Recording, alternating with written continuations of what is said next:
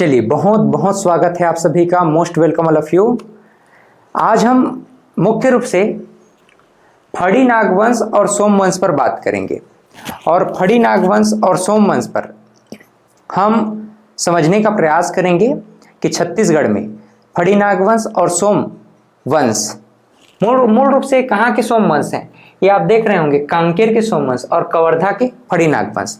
तो आपको ध्यान में रखना चाहिए, जैसे कि छत्तीसगढ़ का खजुराहो भोरमदेव मंदिर कवर्धा को कहा जाता है, तो कौन से वंश से संबंधित है, ऐसा प्रश्न अगर पूछा जाए तो आप ध्यान में रखना फड़ी नागवंश से संबंधित है। वहीं अगर प्रश्न पूछा जाता है कि भाई सोमवंश कांकेर से संबंधित राजाओं के विषय में आप बताएं, तो कांकेर के सोमवंशों के विषय में आपको जानकारी देना है। मूल रूप से 11वीं से 14वीं शताब्दी तक के ये मुख्य रूप से राजवंश माने जाते हैं। 11वीं से 14वीं शताब्दी। अब 11वीं से 14वीं शताब्दी मतलब कि कुल मिलाकर के हम बात कर रहे हैं मध्यकालीन छत्तीसगढ़ की, है ना। मध्यकालीन छत्तीसगढ़ के इतिहास की बात कर रहे हैं। मध्यकालीन छत्तीसगढ़ का इतिहास। आपको पता है मध्यकालीन छत्तीसगढ़ का इतिहास कहां से प्रारंभ हो जाता है? कलचुरी राजवंश से, कलचुरी डायनेस्टी से मध्यकालीन छत्तीसगढ़ का इतिहास प्रारंभ हो जाता है। और हम फड़ी नागवंश, सोमवंश और आगे चल करके छिंदक नागवंश और काकतीय वंश भी पढ़ेंगे, जो कि हम मुख्य रूप से मध्यकालीन छत्तीसगढ़ के इतिहास के अंतर्गत ही हम देखने वाले हैं। देखो, फड़ी नागवंश, क्या फड़ी नागवंश? तो फड़ी नागवंश में हम लोगों ने क्या समझा कि भाई इनका जो शासन काल है, मुख्य रूप से फड़ी नागवंश में अगर हम देखें तो हमको कवर्धा को ध्यान में रखना है। क्या? छत्तीसगढ़ में कवर्धा जिला, कबीरधाम जिला हम लोग इसको कहते हैं। 11वीं से 14वीं शताब्दी, 11वीं से लेकर के 14वीं शताब्दी, ये आप लोग स्पेशली ध्यान में रखें कि 11वीं से 14वीं शताब्दी तक फड़ी नागवंश ने कवर्धा में राज किया। कई बार ऐसा प्रश्न पूछा जाता है, इनके समकालीन कौन थे? तो आप ध्यान में रखिएगा, फड़ी नागवंश के समकालीन थे कलचुरी राजवंश। अच्छा, और इनका पतन किसने किया? इनका पतन किसने किया? तो इनका पतन भी किसने किया है? कलचुरी राजवंश के द्वारा ही किया गया है। क्लियर? तो समकालीन कौन थे? कलचुरी राजा, और कलचुरियों ने ही फड़ी नागवंश को समाप्त कर दिया। एक और प्रश्न यहां से जो डेफिनेटली आपके एग्जाम के पॉइंट ऑफ व्यू से प्रश्न बनता है, पहला तो आपका प्रश्न बनता है संस्थापक इस राजवंश के कौन थे, और एक प्रश्न बनता है अंतिम शासक कौन थे। ठीक है, अंतिम शासक कौन थे? तो ये दोनों प्रश्नों को भी आपको ध्यान में रखना है। पहला क्या, संस्थापक कौन है, और दूसरा अंतिम शासक कौन है। तो अहिराज संस्थापक हैं, अहिराज, है ना। अहिराज कौन है? संस्थापक हैं।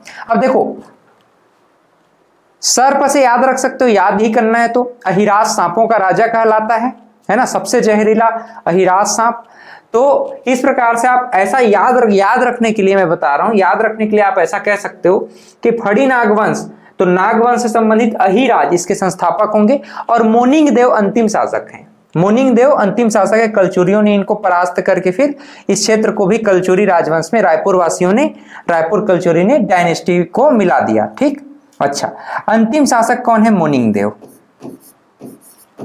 मोनिंग देव। ठीक, तो ये दोनों प्रश्न आपसे बन जाएंगे आसानी से। तो फड़ी नागवंश के विषय में आपने 3-4 बातें समझ ली। पहला तो ये फड़ी नागवंश कवर्धा में इनका राजधानी था। दूसरा, 11वीं से 14वीं शताब्दी तक मध्यकालीन छत्तीसगढ़ इतिहास से संबंधित है। मध्यकालीन छत्तीसगढ़ के इतिहास, मध्यकालीन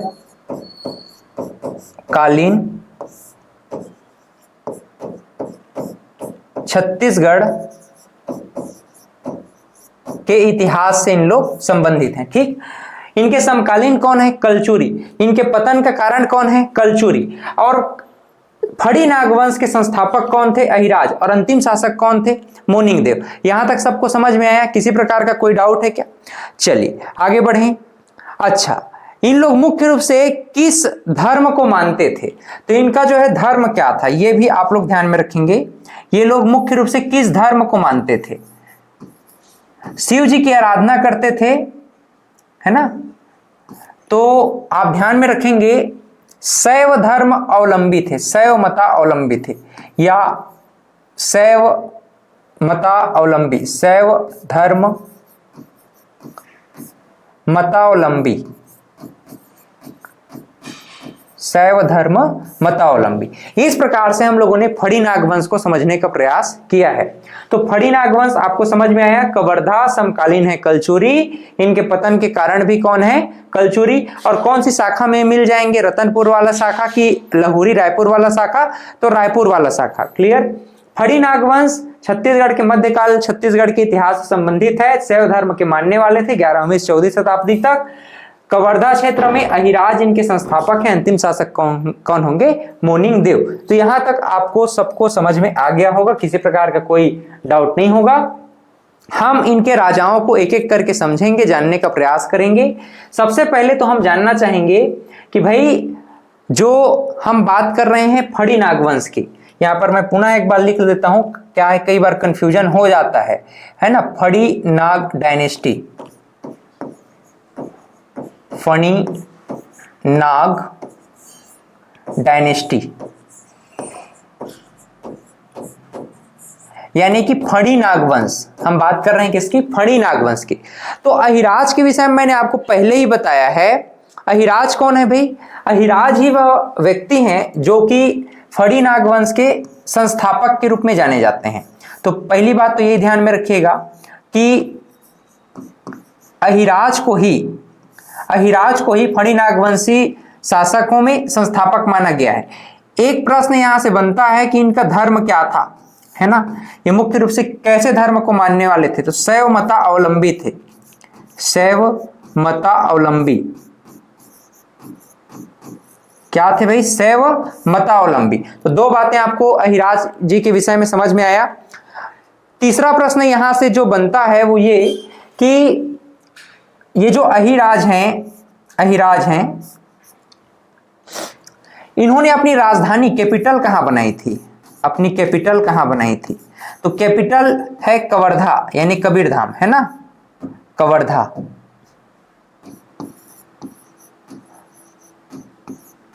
कवर्धा। क्लियर? तो इस प्रकार से हम लोगों ने अहिराज के विषय में समझा। चलिए आगे बढ़ते हैं। इसी प्रकार से हम गोपाल देव को समझना चाहते हैं और गोपाल देव के विषय में जानकारियां हम जानना चाहते हैं। गोपाल देव कौन है भाई? अब देखिए, छपरी से प्राप्त प्रतिमा लेख में राजा गोपाल देव का नाम तथा संवत का उल्लेख है। इनके विषय में जो जानकारी मिली है हमको, सोर्स मिला है, सोर्स वो छपरी ग्राम के शिलालेख से मिला है। यहीं पास में छपरी ग्राम है, तो छपरी ग्राम शिलालेख से इनके विषय में जानकारी मिला है। और इसी छपरी ग्राम के शिलालेख में 840 संवत लिखा हुआ है, संवत 840 लिखा हुआ है, जो कि मूल रूप से गोपाल देव के विषय में ही जानकारियां प्रदान करता है। ठीक है? मड़वा महल अभिलेख में 6वें राजा के रूप में इनको बताया गया है। और इनके विषय में कहां से जानकारी मिलती है? मड़वा महल, रामचंद्र देव के विषय में हम लोग पढ़ेंगे कि इन्होंने मड़वा महल किस प्रकार से अपने शादी के समय बनवाया था। तो मड़वा महल को ध्यान में रखेंगे आप। ये जो मड़वा महल आपको दिख रहा है ना? तो छपरी ग्राम शिलालेख 840 समझ में आया। मड़वा महल में गोपाल देव को 6वां राजा बताया गया है, 6वां राजा बताया गया है।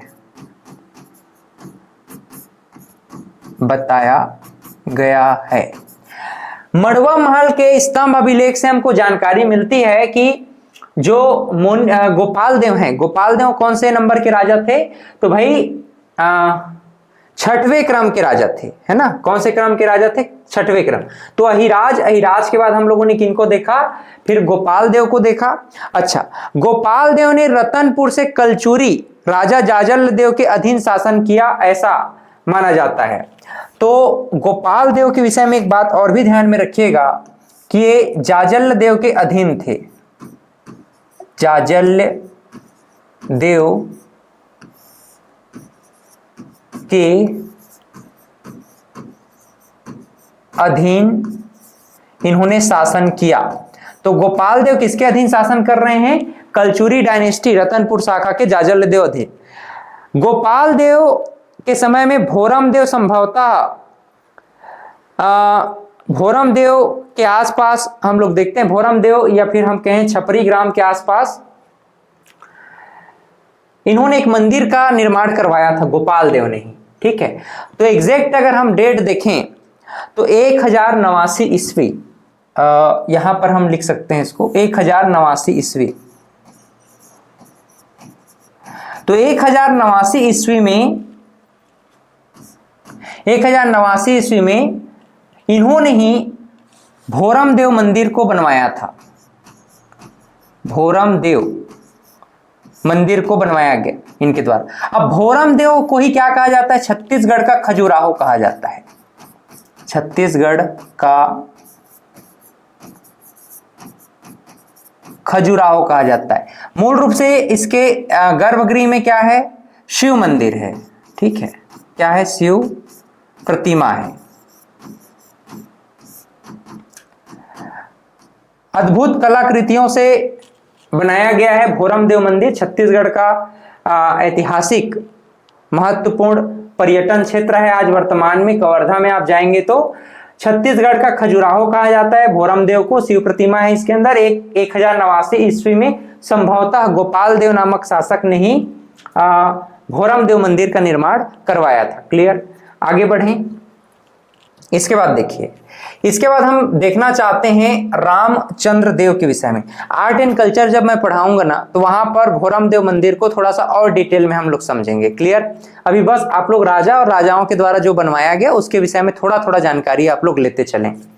रामचंद्र देव को हम थोड़ा समझना चाहते हैं। रामचंद्र देव, चलिए। अब रामचंद्र देव छपरी से प्राप्त शिलालेख में राजा लक्ष्मण देव तथा उनके पुत्र राम का उल्लेख मिलता है। संभवतः रामचंद्र देव 24वें राजा रहे होंगे, ऐसा हमको जानकारी मिलती है। तो इस विषय में आप लोग 2-3 बातें ध्यान में रखेंगे। पहला तो ये कि छपरी शिलालेख, छपरी ग्राम शिलालेख,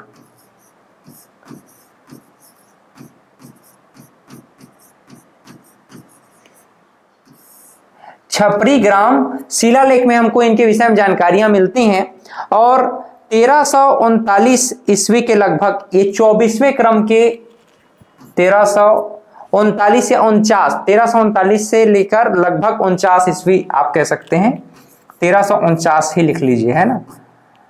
1349 ईस्वी के लगभग ये कितने नंबर के राजा थे मैं बताया?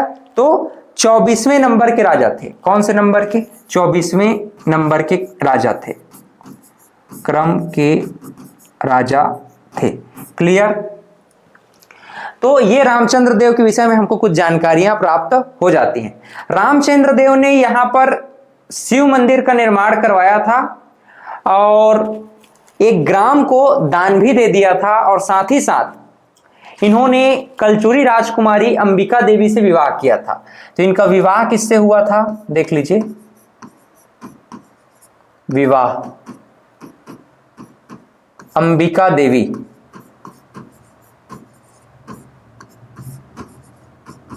अंबिका देवी। अंबिका देवी कौन है भाई?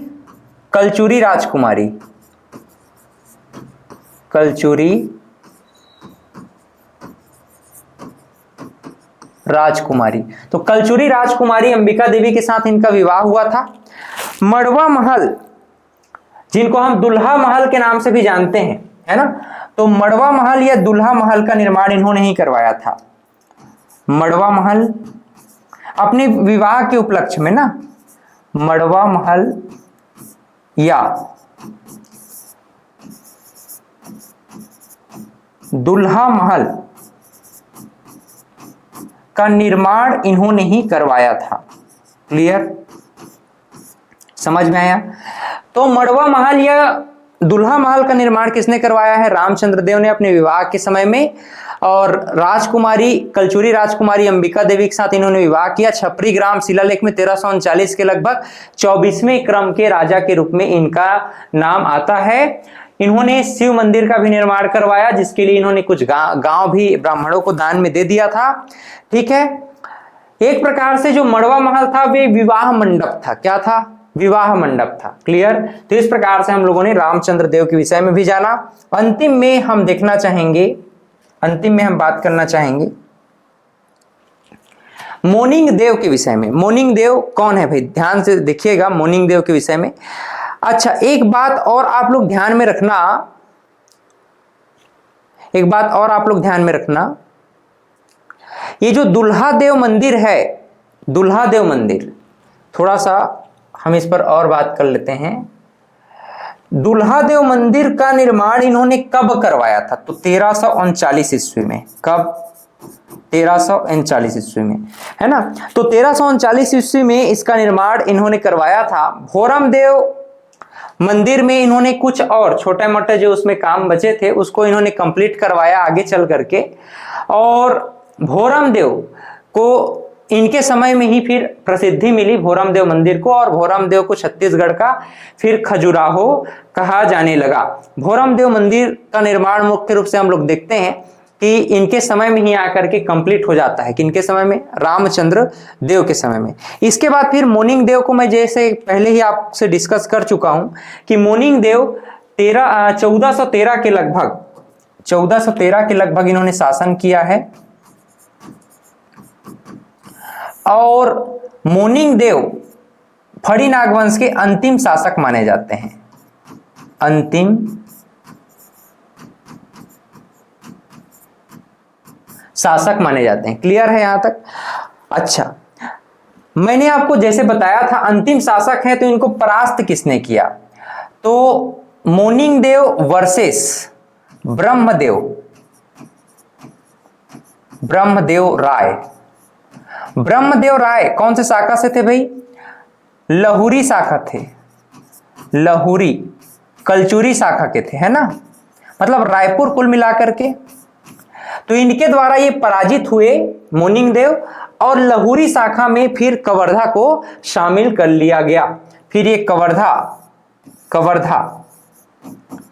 को शामिल कर लिया गया लहुरी कलचुरी में, लहुरी कलचुरी शाखा में।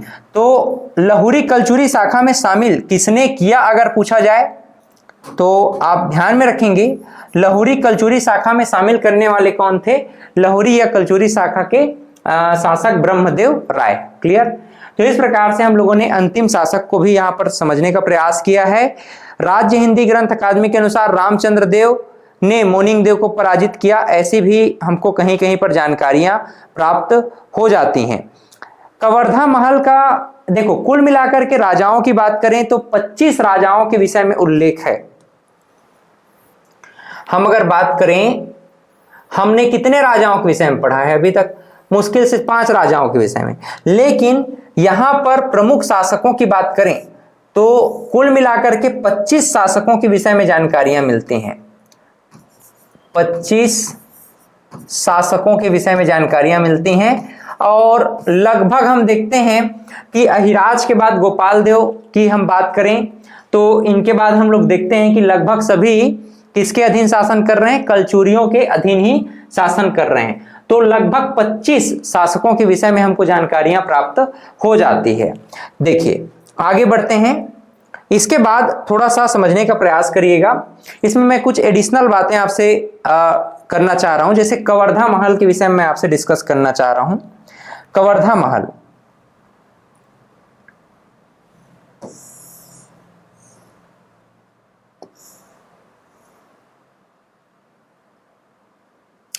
देखो कवर्धा महल,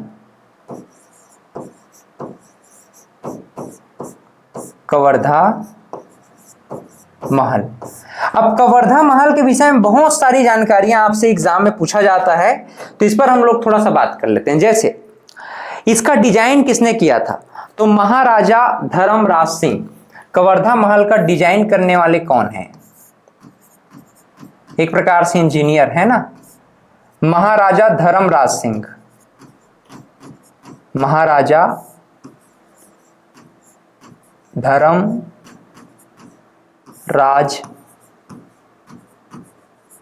सिंह, ठीक है। तो इसको डिजाइन करने वाले कौन है? कवर्धा महल को महाराजा धर्मराज सिंह। हाथी दरवाजा या हाथी गेट यहां पर पड़ता है, और कवर्धा महल के विषय में हम लोग देखते हैं कि यहीं पर क्या है, इसी में हाथी महल होता है ना, हाथी गेट बोलते हैं इसको, एक्चुअली में हाथी गेट बोलते हैं। तो कवर्धा महल के जो प्रथम गेट को ही हाथी गेट या हाथी दरवाजा कहा गया है, हाथी दरवाजा कहा गया है। इसके प्रवेश द्वार आप कह सकते हैं, ये प्रवेश द्वार है।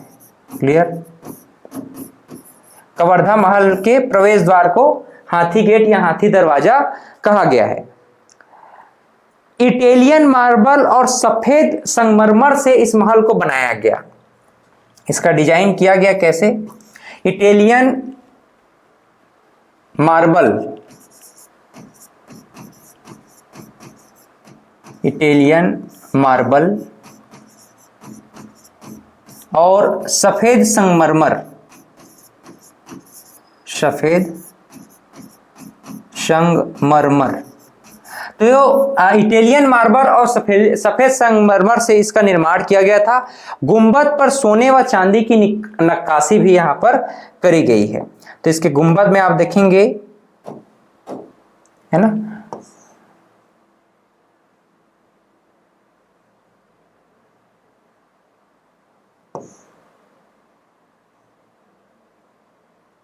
मैं ऐसे ही बना दे रहा हूं, स्पेशली बन नहीं रहा है कुछ भी, है ना, तो इसको आप लोग ध्यान में रखेंगे।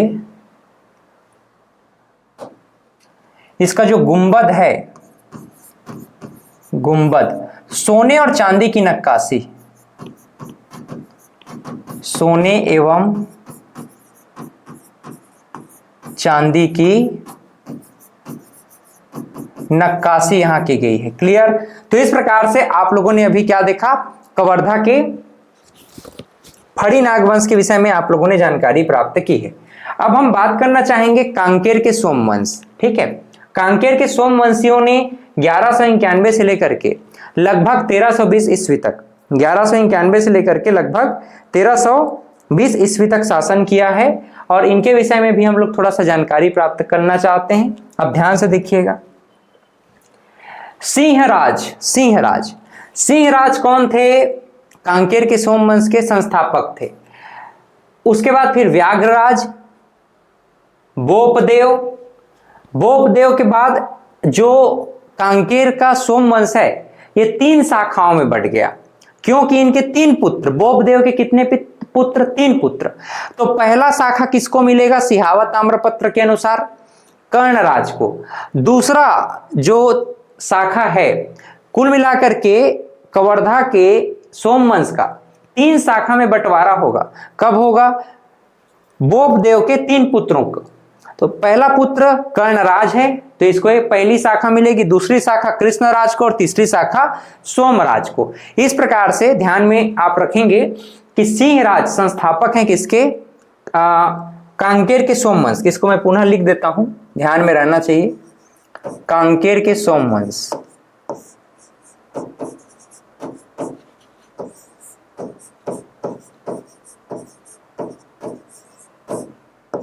अब देखो कांकेर के सोमवंश संस्थापक कौन है भाई? हम जान गए सिंहराज। सिंहराज क्या है? संस्थापक है। कहां के? कांकेर के सोमवंश के। व्याघ्रराज के विषय में बात करें तो इनके उत्तराधिकारी हैं फिर बोपदेव। बोपदेव के 3 पुत्र कौन कौन? कर्णराज, कृष्णराज और सोमराज। और ये बोपदेव का पूरा जो कांकेर का सोमवंश का साम्राज्य है 3 शाखाओं में बढ़ जाएगा। कौन कौन सा? कर्णराज के, कृष्णराज के और सोमराज के। उसके बाद कृष्णराज के बाद जो राजा हैं जयतराम, उसके बाद सोमचंद्र, फिर भानुदेव कांकेर शिलालेख के अनुसार। और वहीं सोमराज के बाद एक तहनका-पारा ताम्रपत्र है, उसके अनुसार सोमराज के पुत्र पंपराज। ये यहां तक हमको मूल रूप से कांकेर के सोमवंशियों के विषय में जानकारियां प्राप्त होती हैं। अब इनके जो प्रमुख शासक हैं, इन प्रमुख शासकों को थोड़ा सा हम जानना चाहेंगे कि प्रमुख शासकों ने मूल रूप से कैसे शासन किया है। जैसे कि इनके जो प्रथम शासक हैं, जिसके विषय में हम बात करना चाह रहे हैं, तो प्रथम शासक कौन है भी? प्रथम शासक हैं सिंहराज, और सिंहराज को ही इस वंश के संस्थापक के रूप में जाना जाता है। संस्थापक कौन से वंश के विषय में हम लोग बात कर रहे हैं अभी?